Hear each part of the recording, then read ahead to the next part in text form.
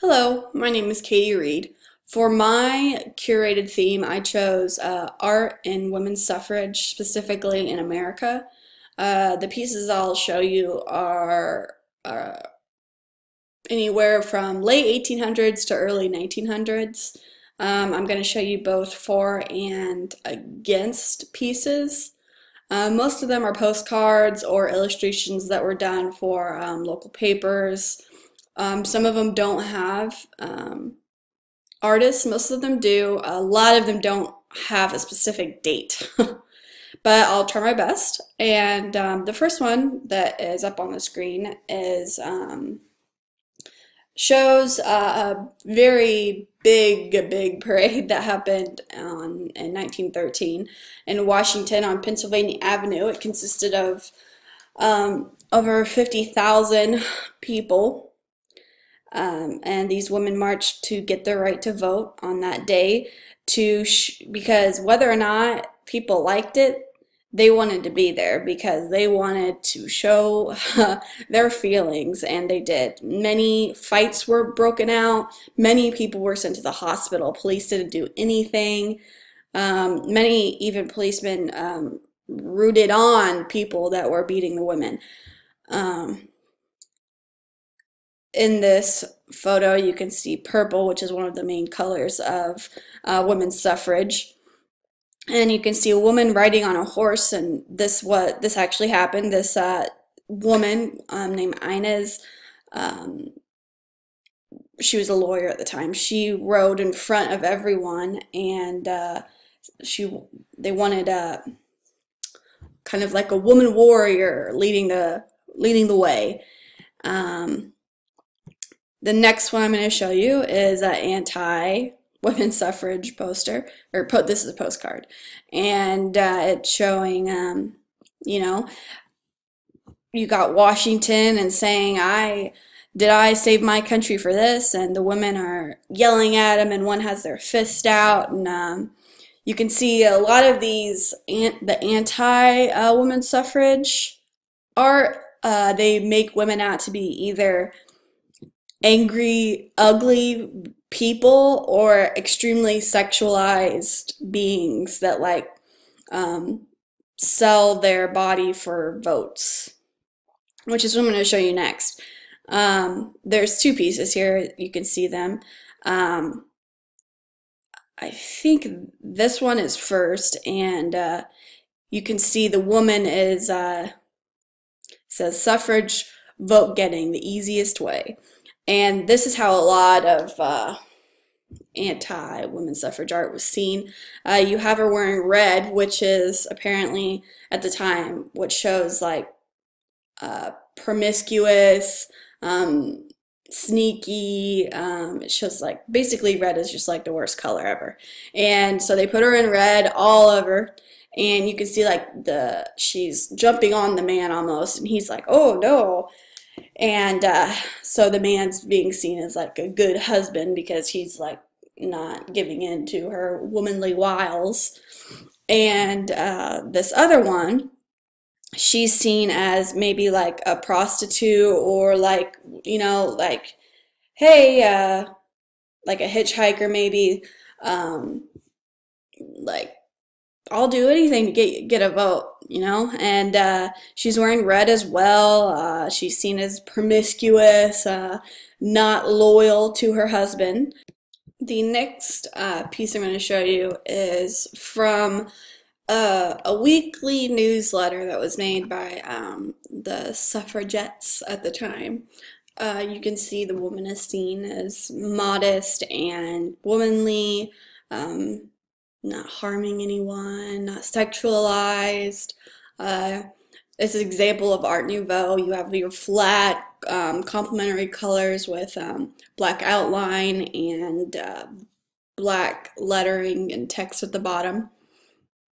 Another one of the covers of the newsletter is this one, and it has the suffrage colors, which were green, purple, and white.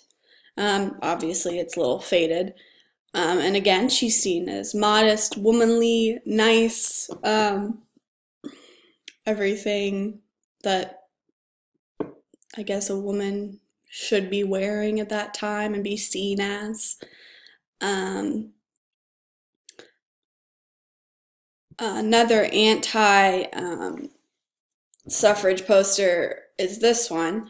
Now, every time I saw this, they were together. So I guess this is seen as one poster. It was shown as that, and on the left, you have a woman in the kitchen, and you can't see it there, but it says, "This is the wife all men would like. She never thinks or rides a bike. She cooks, and all the while she looks quite sweet. Observe her smile." Uh, you, as you listened, it points out she never thinks or rides a bike. At the time, bikes were starting to get more compact because before they had the big wheel and the small wheel, and now it was like they were smaller to where a woman could wear a dress and ride a bike. And so women were being able to get out and about more and do their own thing. And it was seen as very like as a major part of feminism. Um, and the right, it shows basically like what will happen if you become a suffragette. Um, Both of these are in the style of an illustrator named Audrey Bursley at the time that was very popular, and it would have been recognized at that time that it's like, oh, that's Aubrey Bursley. Next one I'm going to show you is a piece out of the Ohio women's suffrage movement, which was one of the states that had a pretty big suffrage movement. This is apparently this is the Ohio state seal. Excuse me. And you could see she's kind of the way she's placed. It's like she has a halo around her. She's kind of seen as like the face of suffrage movement in Ohio. And that's that. Next one I'm going to show you is called Votes for Women. And you can see it has a woman, and she has the halo around her again. And she looks very angelic. The use of, the use of gold and yellow makes her have like the angelic look, and of course the halo around her. This was an extremely popular piece at the time. Basically, if you thought women's suffrage, like, you knew this poster. The women that produced it wanted her to be shown as positive. They wanted a woman in the poster that was like positive, strong, capable, smart, all-knowing kind of. Along with the kind of angelic angel feel, we have this one, which was based on a quote out of the Bible, Proverbs 31:31.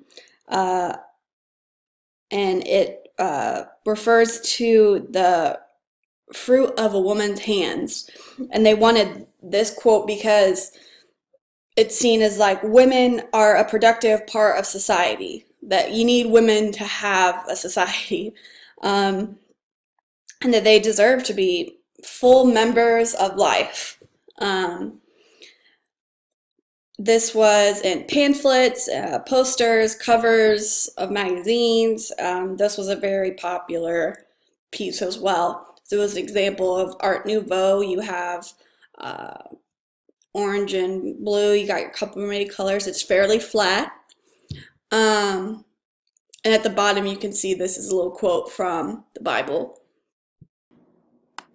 The next one is this. It's called Handicap, and it's to show like the struggle between men and women at that time. The men had it much more easier than it's shown that like men have it easier than women at that time.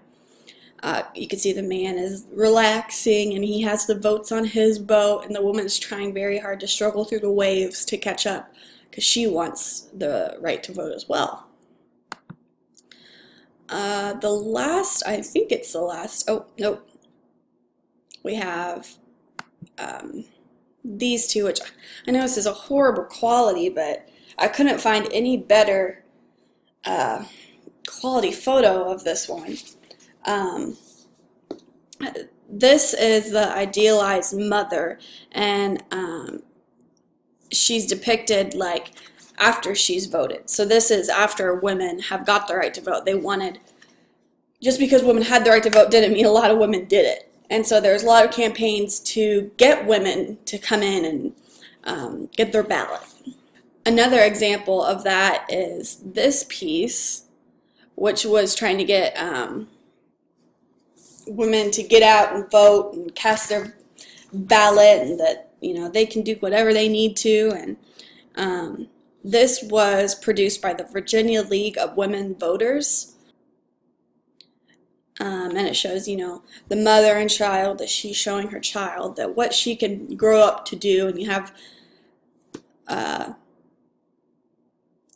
of the idealized mother again, looking after the women. And yeah, so this is my curated project. These are pieces that I tried to get ones that were popular at that time that people recognized and knew. And that's it. Thanks for listening.